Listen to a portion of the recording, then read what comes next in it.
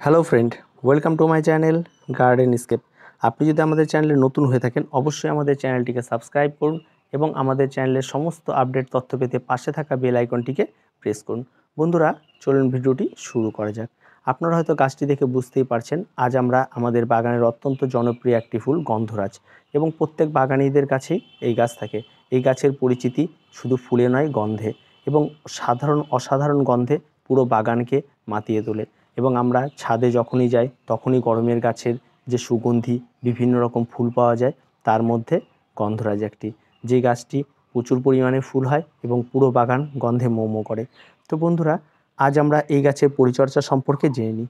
সাধারণত এই গাছটি দুটি প্রজাতির হয়ে থাকে, একটি হচ্ছে ডোয়ার্ফ প্রজাতি, একটা লং প্রজাতি।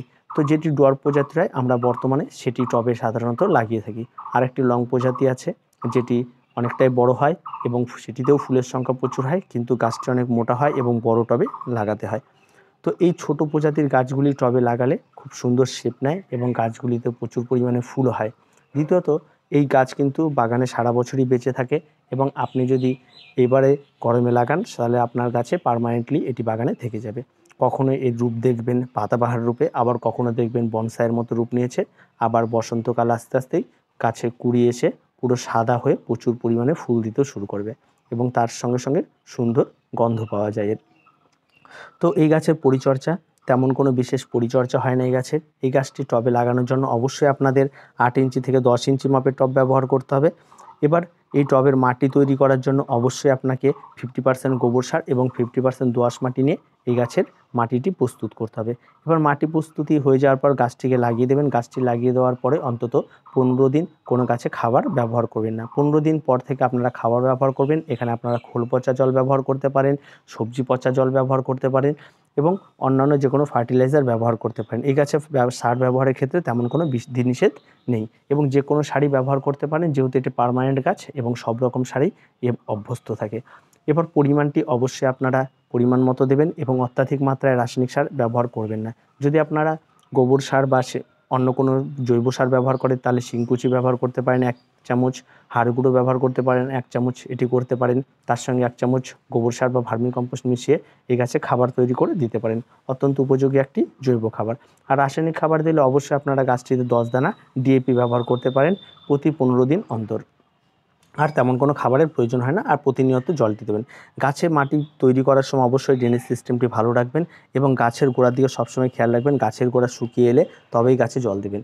আর সবসময় খেয়াল রাখবেন এই সময় গাছে কুড়ি আসবে, আর এই গাছের সবচেয়ে বড় রোগ হচ্ছে গাছের কুড়ি ঝরে যায়। আর এই কুড়ি ঝরে যাওয়ার প্রধান কারণটি হলো গাছ কখনো কখনো জলের অভাবে যদি ঝিমিয়ে যায় তাহলে অবশ্যই কিন্তু গাছের কুড়ি ঝরে যাওয়া এই রোগটি দেখা দেয়। তাই এই সময় অবশ্যই আপনাদের এই গাছগুলিতে খেয়াল রাখতে হবে গাছে যেন জলের অভাব না দেয়। যেহেতু এখন প্রচণ্ড সূর্যের তাপ, তাই গাছে কখনো কখনো সকালে জল দিলে হয়তো দুপুর আস্তে আস্তে শুকিয়ে গাছটি ঝিমিয়ে যেতে পারে। যদি কখনো ঝিমিয়ে যায় তাহলে কিন্তু গাছে এই কুড়ি ঝরে যাওয়া রোগটি দেখা দেয়। দ্বিতীয়ত, অনেক সময় গাছের পাতা হলুদ হয়ে যায়, গাছে দেখা যায়। গাছের পাতা যদি কখনো হলুদ হয়ে যায় অবশ্যই আপনারা ম্যাগনেসিয়াম সালফেট ব্যবহার করুন এবং ম্যাগনেসিয়াম সালফেট আপনারা যেখান থেকে ক্রয় করবেন অবশ্যই জেনে নেবেন 1 লিটার জলে আপনারা কতটা পরিমাণ ব্যবহার করবেন, কারণ এই গাছে কিন্তু অবশ্যই পরিমাণটা আপনাদের জেনে নিতে হবে যে 1 লিটার জলে আমি কতটা পরিমাণ ব্যবহার করব। এবার তার সাথে সাথে রয়েছে এই গাছের রোগ পোকামাকড়। তো পোকা বলতে এই গাছে তেমন কোনো গরমের শুঁয়োপোকায় অ্যাট্রাক্টেড হয়, আর তেমন কোনো ফাঙ্গাল ইনফেকশন কম হয়। এবং গাছটিকে অবশ্যই আপনারা পারলে যখন বিকেলে জল দেবেন গাছটি পুরো গাছটিকে ভিজিয়ে দিয়ে এবং সুন্দরভাবে স্নান করিয়ে দিয়ে করবেন জলটি, এবং তার সঙ্গে দেখবেন তাতে অনেক উপকার পাবেন এবং গাছে গরম পড়ার সঙ্গে সঙ্গে খুব সুন্দর গ্রোথ হয়। এবং এই গাছে তেমন কোনো বিশেষ পরিচর্যা থাকে না, কিন্তু ফুল খুব সুন্দর হয়। ফুল ফোটার পর গাছে একটু শুঁয়োপোকার অ্যাট্রাক্টেড হয়, এই জন্য আপনারা অবশ্যই পেস্টিসাইডটি ব্যবহার করবেন এবং পেস্টিসাইড দিলে এই পোকাগুলি আর আসবে না। এবং আপনারা যে কোনো কোম্পানির পেস্টিসাইড ব্যবহার করতে পারেন এবং সেই পরিমাণটিও আমি আপনাদের বলছি, সেটি অবশ্যই আপনারা জেনে তারপরেই ব্যবহার করবেন।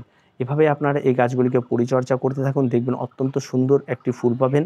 তো বন্ধুরা, ভিডিওটি আজকে খুবই ছোট এবং কারণ গাছটির পরিচর্যা খুবই সহজ, যার জন্য ভিডিওটি আমাদের খুব ছোট হলো। তো ভিডিওটি আজকে এ পর্যন্তই। ভিডিওটি ভালো লাগলে অবশ্যই লাইক, শেয়ার এবং কমেন্ট করুন এবং আমাদের চ্যানেলটিকে অবশ্যই সাবস্ক্রাইব করুন।